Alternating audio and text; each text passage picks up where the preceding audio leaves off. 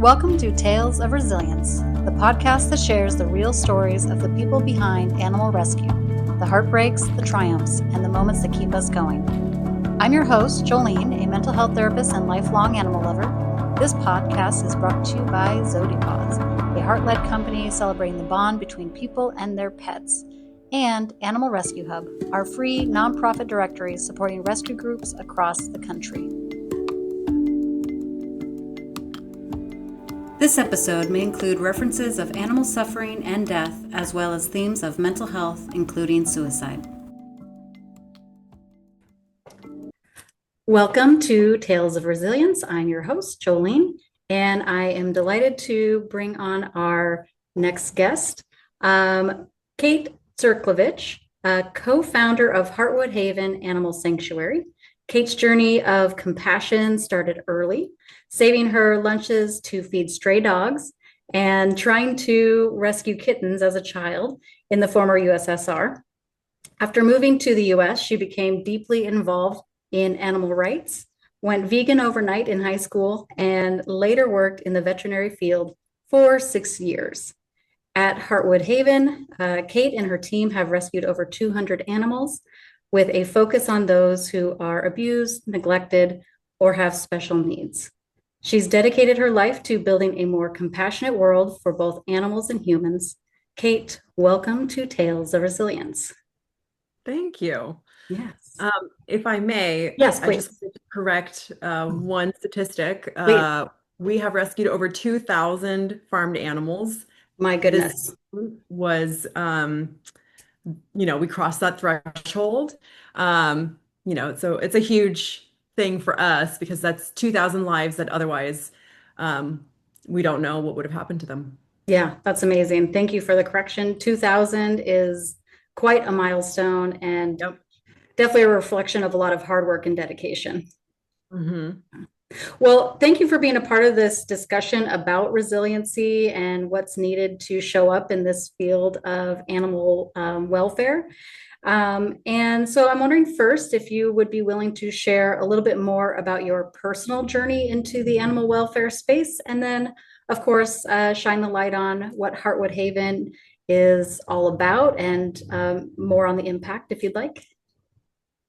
Sure. I think that the first time, well, I guess as a child, I would try to feed stray cats and dogs. I grew up in the old USSR, which the country is now Moldova. It's, I think, the poorest country in Europe, in Eastern Europe too.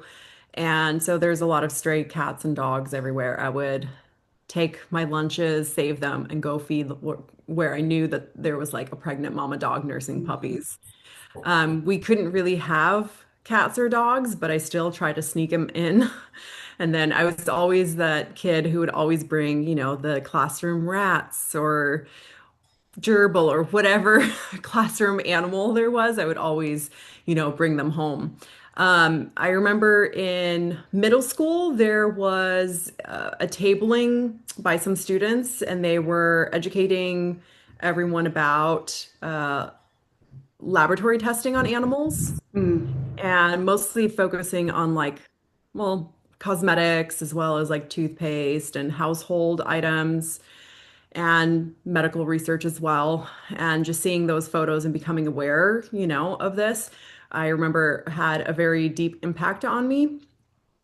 And then shortly thereafter in high school, we had an animal rights club at my school, and the club would go to the shelter to walk dogs, and we would like go to the zoo to have protests. Um, and I became aware of like a lot of the students that were in that club were vegetarian or vegan.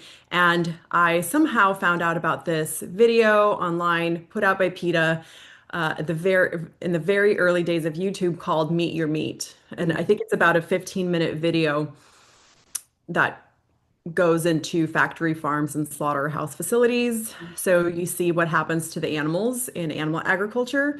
And that was pretty much it. Yeah, I went vegan overnight. It was very difficult. This was probably about, yeah, 20 years ago.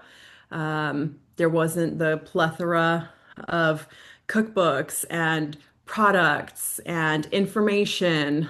Um, so it's definitely become easier now.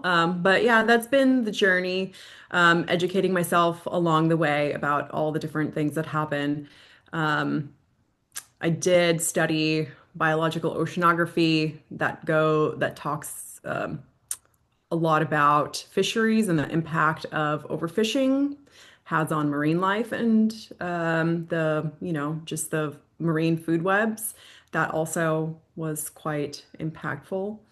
Um, and it's a lot of information to know and to be aware of, Yeah, no to be doubt. honest. No Yeah. doubt. Yeah. When you made that transition into veganism as a younger person, what was the response in your family to that? Um, I think that my family mainly just wanted to make sure that I was eating a balanced diet. Mhm. Um, being Eastern European, there's definitely, like none of that was happening. So there was like confusion and like why and resistance. But here I am still. Yeah. Exactly. Yeah. Well, it's amazing that you've used your education to make some very impactful choices moving forward for yourself, and uh, probably educating other people as you go along. Tell me a bit more about Heartwood Haven and how you came to be a part of Heartwood Haven. Yeah. So what we tell everyone is that Heartwood Haven was not something that we had planned for. It wasn't something that I had like dreamed up and thought this is what I want to work towards, at least maybe not consciously. Um, I was teaching community college. I was teaching environmental systems and biology and chemistry and other classes. And eventually I just decided that that wasn't for me. It wasn't something that I wanted to do any longer. And I took a little break from that. My wife and I decided that I would just take a break to figure out like what I wanted to do next. And at the time, I started volunteering at a chicken rescue and somehow got involved in that.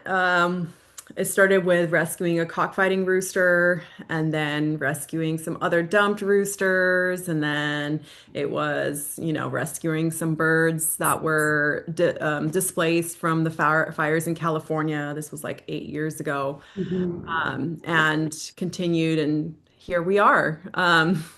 So I think one of the things that kind of inspired me to start a farm sanctuary specifically for farmed animals was that we learned that farmed animals don't have many resources, even once they're rescued. So even once they're seized by authorities or if they're running around stray, someone catches them. Most shelters, they don't have adoption programs for them. They don't have housing for them. They don't even have veterinary care for them in Mm. a lot of cases. And so what happens to those animals is that in most cases, they go to the auction, which for farmed animals, we know that that means that they're most likely going to be purchased for slaughter.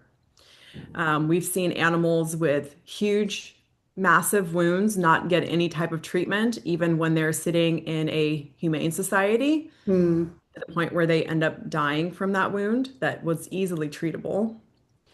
And we've seen animals be given away for slaughter or breeding. And the same thing would never happen to like a cat or dog.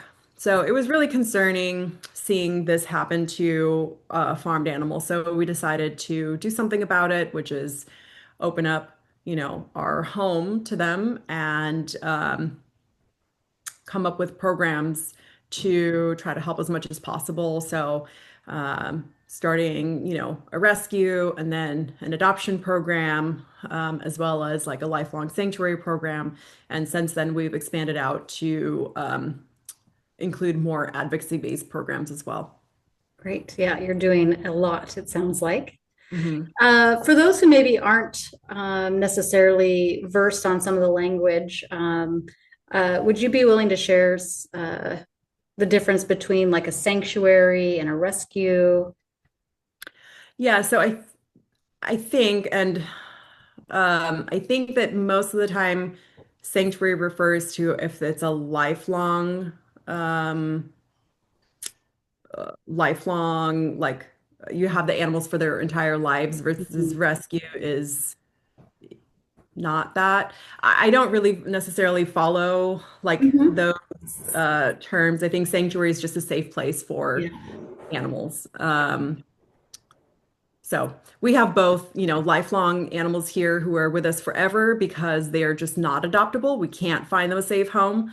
Um, or they might be like an ambassador for their species. So that's Mm. why they live here with us forever. And then most of the animals that we rescue, we do end up adopting them out to save pet homes because that number 2,000, if we had 2,000 animals here with us right now, instead of adopting out, 18, 1,900 of them to the public, well, we would be a hoarding case. Yeah. And so for us, it's important to provide the best care that we can for animals and also not leave animals uh, in bad situations. Um, if if sanctuaries are not doing that and they don't have an adoption program, then they're very limited in their intake Mm. numbers, Yeah. and the number of animals who need our help are really high. Yeah. Absolutely. Um, so. Great. Yeah, thank you. That's kind of sort of my understanding of those words, I suppose, too. But I appreciate the even just sanctuary meaning safe place. So I think that's great. Um, so as you're rescuing farm animals, essentially, what is the day in, day out process of being with these animals, working with these animals? What does that kind of look like? Well, I think that throughout the years, it's shifted quite a bit. As we've grown from a small 2.5 acre farm to a 45-acre farm and have grown from, one program to however many programs we have now. Things change a lot. We started off just my wife and I running the sanctuary, both as volunteers and not employees, and we did that for 3 years. We just worked every single day, uh, you know, to put up fencing and provide veterinary care and set up shelters and do all these things. Mhm. Now things have shifted to where we have more employees and more volunteers, but it still requires us to be out there every day. Yeah. It might just be slightly different. So some of the projects that we've been working on recently is we're constructing a new animal care center slash community care center. So it's a new building where we can have community partners come together. We can host our educational programs. It's a better place to store grain for the animals. Mhm. There's going to be a bathroom and like it's not going to be unsafe like the previous one was. So Mhm. anyway, my wife has been working on outfitting that. Today, in the last couple few days, we've been working on trimming hooves for a big pig herd. So we have 25 big pigs. They're 500 pounds and up. And you know, a little belly rub doesn't do it. Yeah. We have to get them into a pig lift them up, hoist them up, and then trim their hooves and their tusks um, that way. But, you know, 2 days a week, I do animal care, which includes water, feed, medical care. The other 5 days a week, we have an employee animal caregiver who does that. And my day includes maybe writing grants and doing fundraising and um, more of the business side of things. But honestly, every day and every week is completely different. And it just, it really just varies what we're working on. Last summer we were working on fencing the perimeter uh, Mm. of our property, or putting in a concrete feeding pad or whatever it is. I think 2 months ago, we took in a big cruelty case and there was a lot of triaging and figuring out where to go with that. So every day is different. It really just kind of depends. Yeah. Yeah. But it is day in, day out, kind of almost 24-hour. I mean, obviously animals rest and you rest, but it is Yeah, I yeah. mean, we've had piglets indoors where they're newborns. They weren't even a day old, and you literally have to feed them every hour, day and night. So I have an alarm set, or my wife and I have alarm set, and we get up I get up every 2 hours, she gets up every 2 hours, so that the piglets are getting nursed Yeah. every hour. So I think I calculated at one point it was like in the past year, like a quarter of that year, I had piglets inside who needed like round the clock care. Um, That is dedication. yeah. With that much kind of demanded of you day in and day out, just even imagining a quarter of a year spent with less sleep than usual. Um, do you ever find yourself wondering like how long can you do this, or is this sustainable, or do you feel like you've found a way to make it sustainable? I think that that's something that all sanctuary founders face, starting from the beginning. So even like those first 3 years where we like didn't take a single day off for 3 years. And we had to learn from there how to make it sustainable because most sanctuaries, I think, fail within the first 5 years, and it's for a number of reasons. I think being burnt out is definitely one of them. Financial hardships, no days off, all of those things definitely contribute. And so we had to learn to take days off and had to figure out how to do it. Um, that quarter of a year where we had piglets inside that we had to nurse constantly, that it's a lot. So you need other ways to recharge.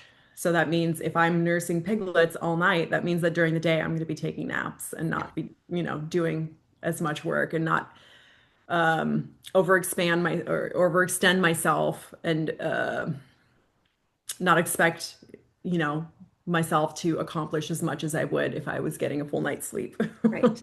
Absolutely.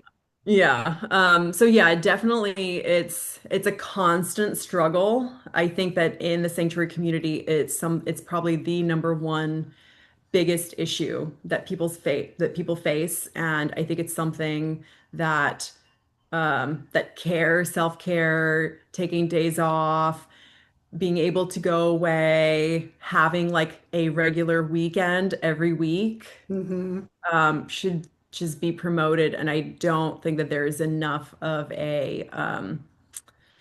emphasis on that. And instead, I see oftentimes quite the opposite, which is, well, I'm, you know, an employee. I'm not an employee. I'm a volunteer. I have to do this all the time. I don't get paid, and so therefore it's like everybody has to suffer. And instead, I think that we should be promoting the opposite, which is like rest, recharge, and be there for the animals, for yourself. Because yeah, once you're burnt out, there it's harder to come back. And yeah, it's really important to not get to that point. Yeah, absolutely. Yeah, I think statistically they say that once you hit a certain burnout point, it can take uh, 6 weeks to 8 weeks for your nervous system just to re-regulate. And I don't Mhm. know a single person in the animal rescue field that could take that time off consistently.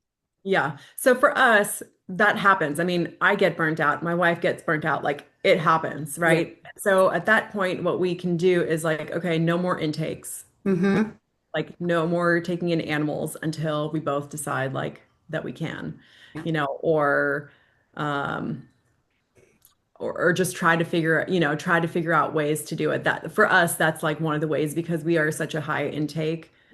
Yeah. Um, Organization and that we're constantly helping animals. So one of the ways that we can really help ourselves is like no more animals. Yeah. Even right now, we're like no more animals just because we rescued like 71 animals Yeah. a month or two ago, and we're still dealing with that. Yeah. Um, and Yeah, what we had to figure out at the beginning, we would have like a volunteer stay at our house for a weekend, Saturday and Sunday, so we could like go camping or get away or do whatever. Um, and we've been able to, graduate from having a volunteer to stay to having like a part-time employee to having a full-time employee to having, um, but consistently what we do is that we prioritize having 2 days off per week. So for us, it's like usually a Wednesday and Thursday Hmm. during the week.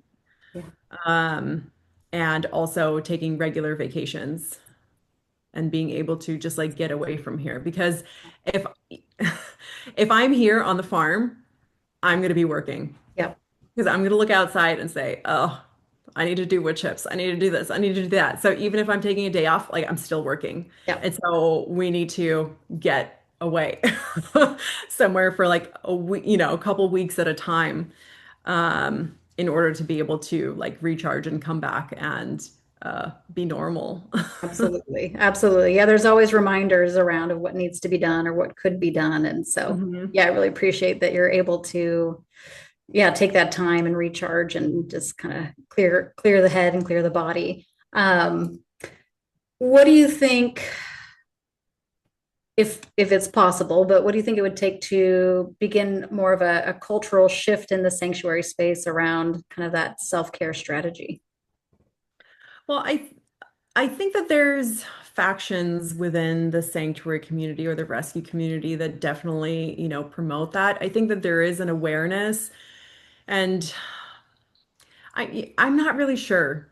Mhm. Um, I think people just normalizing it and promoting it to each other, But I think that just, yeah, within the rescue community, there is quite a bit of like competition and um, a lot of like negativity that comes with it. Mm, And I'm not sure that that can be changed very easily. yeah, Um, yeah.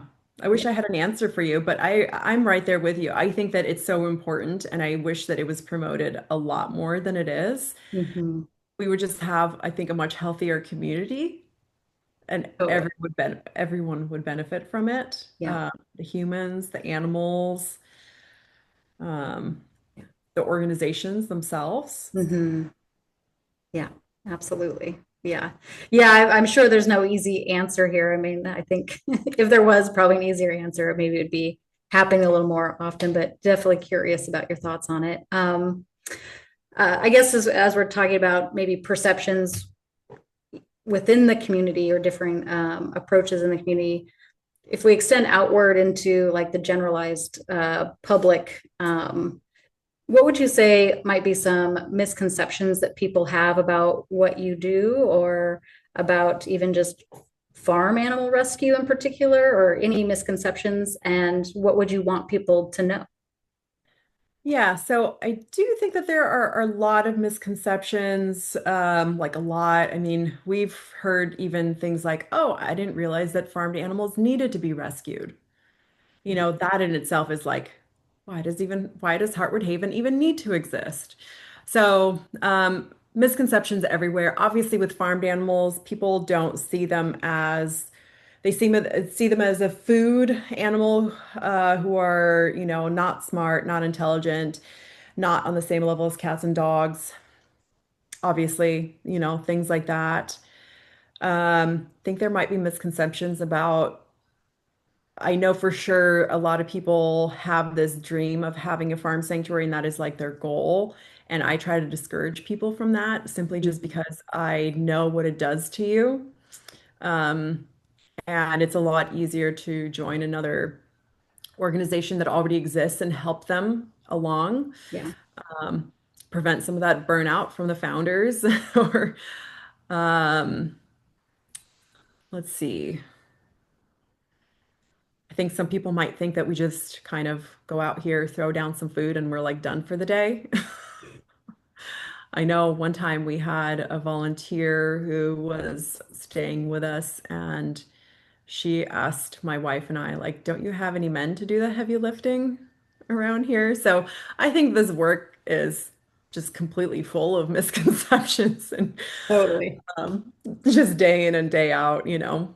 Hmm. People don't realize, and I know that for me, I thought that fundraising, I mean, I saw that there's other organizations like Farm Sanctuary and stuff that exist. And so I thought, okay, well, if they can do it, we can do it, right? Some Hmm. people think that fundraising just kind of happens and it just falls in your lap. And like people are just like throwing money at you to do Yeah. this. And it's work and you have to learn how to do it. It doesn't just come naturally to some people. Maybe to some people it does, but it's a skill. It's a skill that you have to learn. Um, and it's a very important skill in this work because this work runs on money. Yeah. Veterinary care, food, hay, shelters, fencing, you know, Yeah. gas, Hmm. dirt, buildings, like all of it. Um, so definitely like you can't this work does not run on rescuing animals. And if you rescue animals, money is going to fall in your lap to take care of them. You have to develop your fundraising skills Yeah. first in order to be able to do this. So yeah, tons of misconceptions. I mean, we could probably spend like days just talking about all of that. Yeah. Absolutely. Yeah. And I think that when you talk about even the cost to running a sanctuary like yours in particular, I don't think that there is probably an understanding of all the things that go into keeping a place like that running, right? And keeping the animals well. And yeah, Yeah. so much is needed to do that. Yeah, even I remember very recently one of our volunteers um, was helping with an event, I think registering for an event or looking up what it takes, and said, "Oh, and the event was if you make this much money, you pay this much." If and there was tiers, it was tiered. And she Okay, said, yeah. "Oh, we're at this bottom tier. It's going to be like practically free for us." And we're like, "Wow, you're a volunteer who's like quite active and you have no idea. Our Mm, budget is 10 times that." yeah, yeah, Um, so yeah. yeah. As you keep this operation going, try not to burn out, but obviously burnout happens, as you mentioned. It does take a certain level of resiliency to keep going, to keep it sustainable. Um, how would you define resiliency in your own words? Yeah, I think resilience is just being able to come back over and over and over again, constantly, no matter what happens. Mhm. Um, this last cruelty case that we worked on was horrible. Driving back from that place, I couldn't think about it. I didn't want to talk about it, couldn't think about it. It was just horrible. I just could not understand it. And it took me a day or 2 days, and then I was like able to, okay, I can talk about it and kind of figure things out. Um, that's resilience on a small scale, because at one point I was just totally like, I just want to conk out and. Um, and then being able to do that over and over and over again, because we're going to see cruelty cases constantly, multiple times a year. We're going to see large scale cruelty cases of taking in 100 cockfighting roosters or Mhm. 70 birds that were starved or whatever it is. Um, so being able to work through that trauma, Mhm. obviously seeing the animals heal, Yeah. spending time with the animals here helps with that significantly. But then there's also other things that come along with it, the amount of work it takes um, to recuperate some of the animals, whether it's refeeding or spaying and neutering, 80 pigs or whatever. So all that Yeah. work, and being able to take the time off and, recuperate and um, trying to think, can you think of anything else? I mean, I think you've hit some major points, right? Being able to, I mean, I think most universal definitions around resilience that I see is yes, around the ability to adapt and recover and, probably Yeah. in some ways come back stronger in the face of adversity and Yeah. stress, and trauma, right? And I have an immense amount of compassion for the amount of trauma that you guys witness with these animals, and I can't imagine the emotions that come up in that. Yeah, so that's one form of trauma is seeing what the animals have to go through. Yeah. Another form of trauma that rescue workers can always have to deal with is unwanted opinions from the public, whether it's bacon comments or fried chicken comments or whatever it is, or just asking us like, well, why would you do this and not rescue children, starving children, Yeah. all the whataboutisms or whatever, just like the Right. negative feedback that we get, that also does weigh heavily. And at the beginning, I think those comments would bother me. And over time, I've just kind of like, now I just ignore most of it. Mm-hmm. Once in a while, somebody might still get under my skin and bother me, you know. I let that happen still. But for the most part, you just kind of learn to like ignore and silence the Mm-hmm. critics and all that like negativity, Right. because it does also weigh heavily on you. Yeah. Um, so yeah, it's figuring out coping strategies, Mm-hmm. whatever it is, So either don't pay attention to that or take a break or go cuddle your favorite pig. I go out there and give my cows pear treats. Um, or like go to the spa and have a spa day, have a Mm-hmm. vacation. So just like figuring out different things or maybe like going to bed on time, Yeah. eating healthy, just like day to day. Um, things that we do as well to take care of ourselves. Yeah. Drinking enough water, just like simple Mm-hmm. things. Once in a while, it's like taking a shower for me is like I haven't showered in like 3 days. I'm just absolutely disgusting. And like that shower is just like, oh, I feel so good now. Yeah. Like, so just doing those things and always Mm-hmm. like trying to come back to a normal, rational, version of yourself, is really important. And like also recognizing when over time, like now that we've been rescuing animals for 8 years, I can recognize like, okay, I'm getting to the point where like this is it. Like I need to sleep more. I need to eat more. I need to do whatever it is, to not like hit rock bottom. Absolutely. What are those signals personally for you? Like what clues you in that you need to probably do a little more self-care? For me personally, and I think it's different for everyone, for me, Yes. it's maybe being overly critical of everyone else and being Yeah. annoyed about like little things. Absolutely. Yeah. Yeah. The compassion starts to fade a bit. Hmm. Yeah. Yeah. And I think probably for most people, it's that as well. Yeah. Absolutely. Do you feel like you have days where you want to walk away, or do you feel like your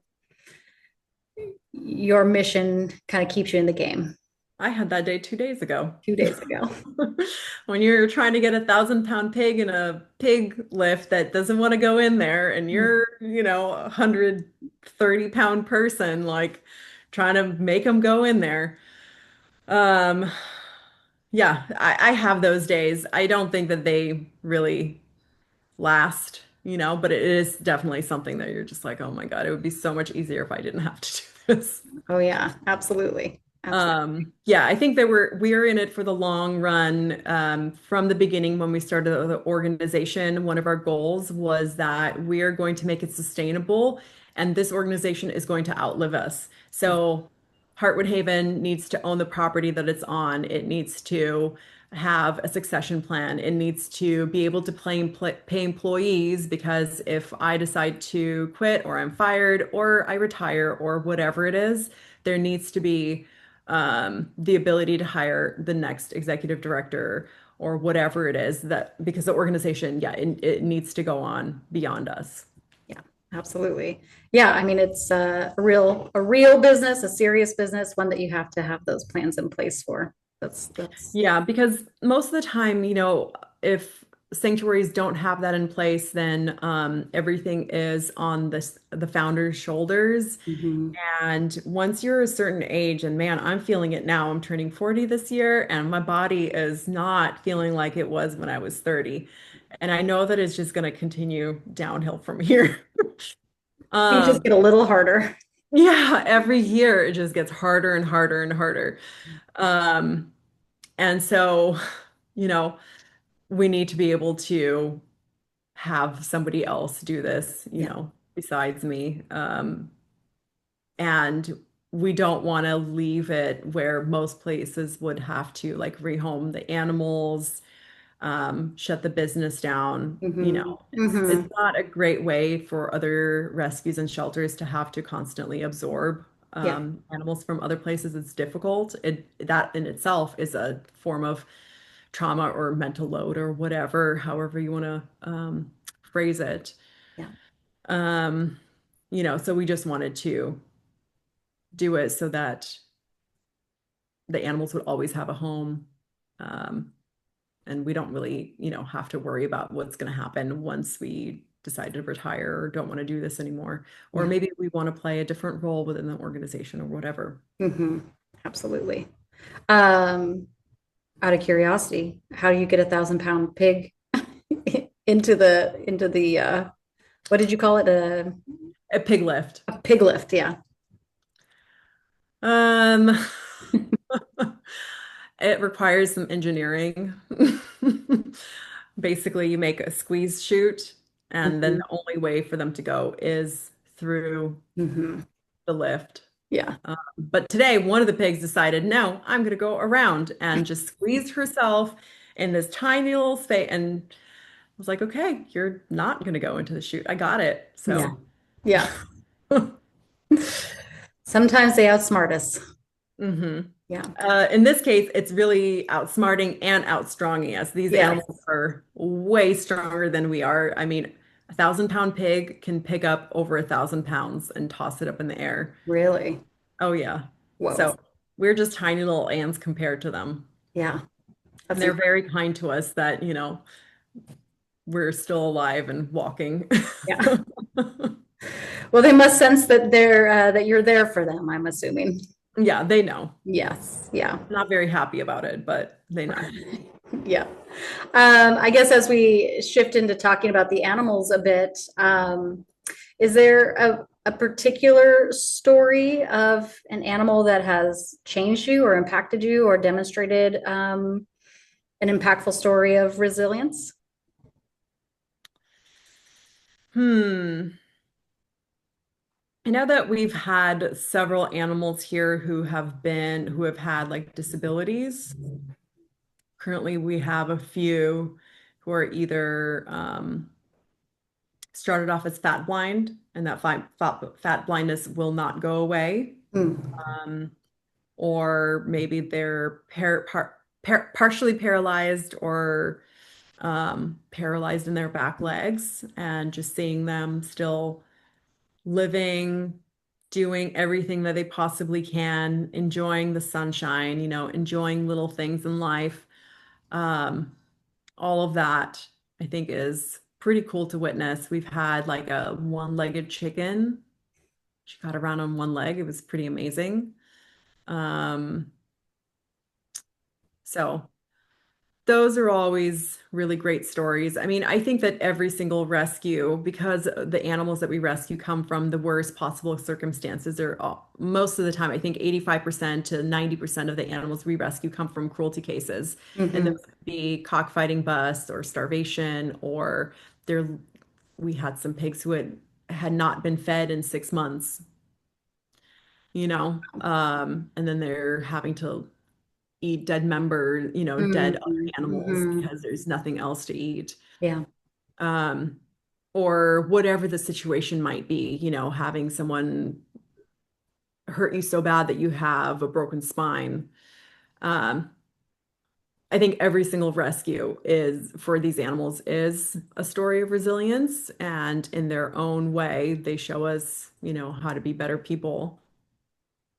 Yeah, absolutely. Yeah, I hear that. And as you were kind of describing the animals that are suffering from particular disabilities, and maybe suffering isn't the right word because you're saying, right, like they're still able to interact in the world and enjoy their small little pleasures. And I think that that's sometimes a really good reminder for us to slow down and take in a moment and just be in the sunshine or take in the various aromas around you or whatever. Yeah. Yeah. Um, we've talked about how you kind of care for yourself by taking some time off. I'm guessing there's probably some coaching and stuff that you do for your volunteers. Anything that you want to add to that as far as like things you want to emphasize? I also appreciate you talking about kind of just day-to-day basic things of tuning into your body and taking care of yourself in that way. But was there anything else you wanted to add in that regard? Yeah, I think for rescue workers, it's really just having more time off and Mhm. doing whatever with that time that is fitting for you, whether it's going to concerts or going camping or doing art or vegging out and watching TV or spending time with friends and family, like whatever it is. Yeah. I think it's super important, and should be emphasized more. Yeah. And are you connected like into a community yourself with other people who are running sanctuaries and rescues? Yeah, for sure. We have a wide network of rescues and sanctuaries that we work with. Some of them, are really great. You can have difficult conversations with them and know that there's going to be no judgment and Mm, coming from a similar place. Um, yeah, so that's definitely super important, I think, yeah. for to have that camaraderie and be able to, trauma dump on someone who gets it. Yeah. Some people don't get it, so you can't Yeah. trauma dump on someone who doesn't get it, but someone who's like, oh yeah, I deal with that every day too. Like, yeah, girl.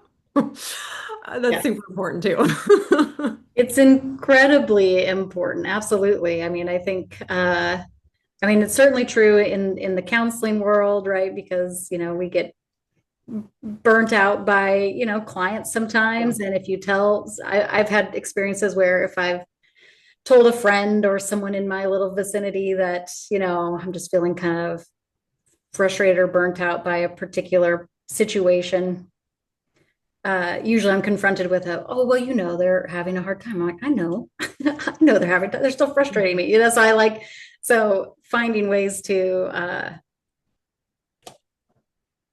find those safe people that will understand and they can be like, I Yeah. get that. Yeah. So important. Yeah. And add in and be like, yeah, oh my Yeah, God, that would be terrible. totally. Yeah. That goes a long way. Um, I appreciate what you were saying too. Like if people were thinking, oh, I really want to start a sanctuary or rescue for farm animals or probably anywhere, any type of rescue or sanctuary, that it might be actually more beneficial to get involved with an already established sanctuary or rescue. Would you say that that would lend itself to a rescue or sanctuary being able to grow in its capacity overall then at that point? Either grow in its capacity or do better, Mm-hmm. if somebody is like really behind on so many different things, Mm-hmm. maybe what they need to do is actually like kind of reel it back. Yeah. So it just kind of depends. Yeah, Benny's specific. Um, but yeah, I think that if someone is super serious and they're like, yeah, I want to run my own rescue, and we've met a lot of people like that, and I Yeah. think that what they should do is work with an already established organization that they admire, want to emulate, and see what they do I Mhm. volunteer with them every week or hopefully more than every week and do these different roles that, maybe you're not super comfortable with. um, in order to better understand what the role requires, because a lot of people will realize, like, oh, I don't really want to do this. I don't want to deal with this part of it. I don't, I want to be able to have free time, or I don't want to deal with having a board of directors, or I don't want to, do the fundraising bit. I'm not comfortable with putting myself out there like that. Mhm. Um, it helps helps tragedy from not happening, Yes, so to say, it's starting an organization that having to shut down like a year later. um absolutely. so I think that everyone who wants to start a rescue or sanctuary should be doing a minimum of like a 6 month to 12 month internship. Hmm. Hmm. Yeah, absolutely. Yeah, looking at all corners of the business essentially and recognizing that it isn't maybe just taking in animals and finding them a new placement, that there is a lot of stuff. And it sounds like also, like you were mentioning with the fundraising, that it's a learning curve. Like there's a lot of skill that you have to build around that. Hmm. Hmm. Yeah, and just learning, from someone who's already doing it. And we've had those people too reach out to us. Hey, can I get, do you have an hour or two to talk to me about whatever it is, Yeah. and we'll find time to do that to help someone out. And those are the people who are succeeding Hmm. usually, because they're already taking that uh, effort, already doing that effort, and thinking of those questions and seeing what they need to do to move forward, before doing it. Yeah, absolutely. And you mentioned about kind of the comments on social media in particular, but how do you see social media influencing the rescue sanctuary welfare space, for better or for worse? Like, how do you see its influence? Probably both. Hmm. Um, and I think that the negative aspect isn't just limited to sanctuaries and rescues. It's everyone, being captivated by short, tiny little bursts of things. You have to capture people's attention really fast. So you have to like, oh, here's a animal with their leg cut off. Just like, I don't want to see that. Hmm. That shock value and just like these negative aspects. Everybody having an opinion. There's also the positive aspect that people might know about Heartwood Haven now, who are in across the world and on a completely different continent, and connecting us together and Hmm. us being able to know about other sanctuaries that are far away and being able to ask them questions, to help, animals. So there's both good and bad Yeah. with it. Yeah. I don't know which one's better or worse. Yeah. Um, but yeah. Yeah. Absolutely. Well, I know it takes a lot of work to get all the communication out and keep that connection going with people in the nearby communities who are probably more apt to. Would you say that people nearby are the ones that more apt to support what you're doing, or do you find that you have an extensive reach and you're kind of reaching beyond these kind of localized boundaries? For us personally, we have to reach beyond the boundaries. Most people out there don't think that farmed animals should be rescued. They think that these animals that we rescue should complete their life cycle, with the purpose that they were born into, which is to be slaughtered. So we both have a local support system because people do also, even if they do eat farmed animals, they might still think, well, farmed animals should still not have to suffer, you know, Hmm. or cockfighting, we should not be doing that, or these animals shouldn't be starving or whatever. Yeah. So we have both local support, especially for adoptions. So there's like these different like niches that our organization hits, and I think for a lot of our other organizations as well. Because we're rescuing farmed animals, we have to have a wider reach of support. Mhm. Um, People who, want to support that specifically, but Yeah, then we also have local um, supporters as well. absolutely. Yeah. So if people are hearing about you for the first time or are aware of you, but they just aren't sure how to support you best, how can people support the work that you and your team are doing at Heartwood Haven? So the easiest thing that people can do is donate.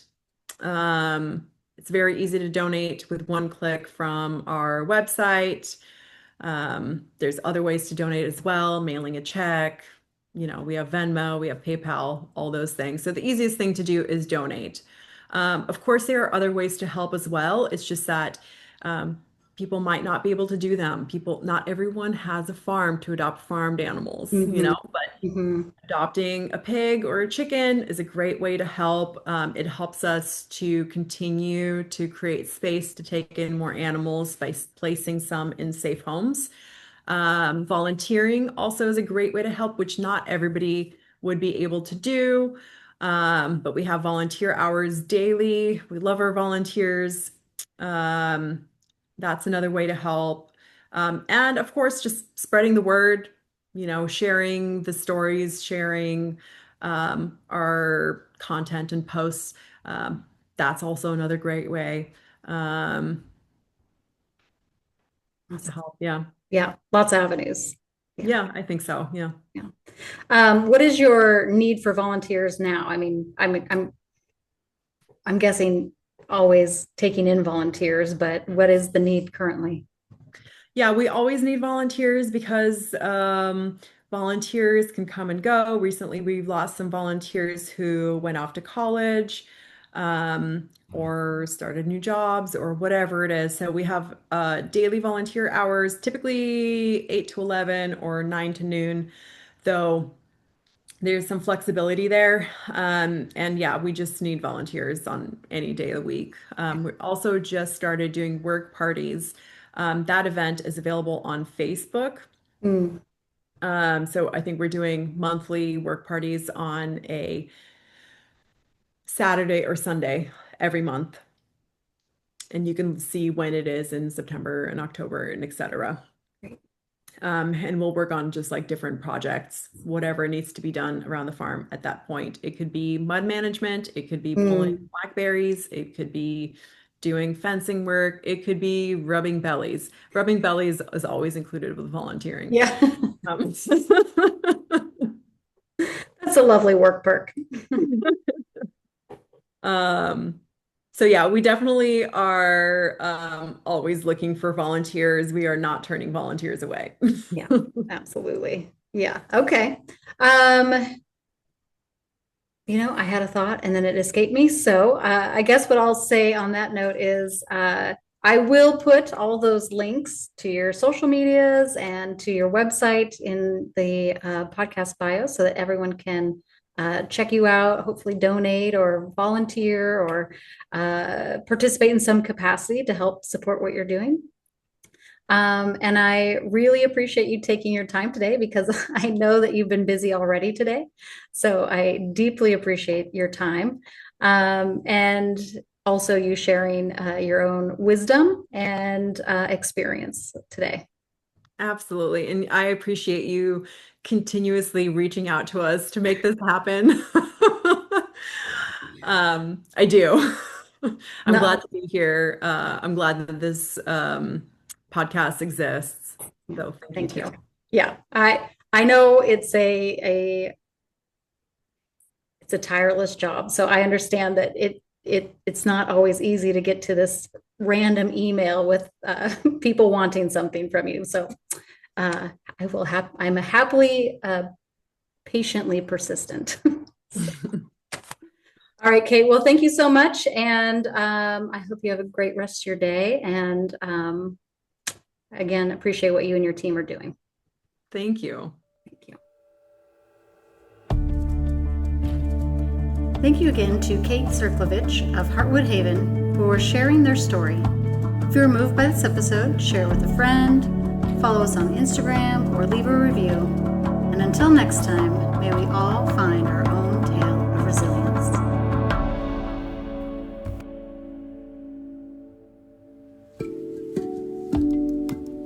Thanks for joining us on Tales of Resilience. If today's story moved you, reminded you of your own path, or gave you something to think about, please consider sharing this episode with someone else who cares.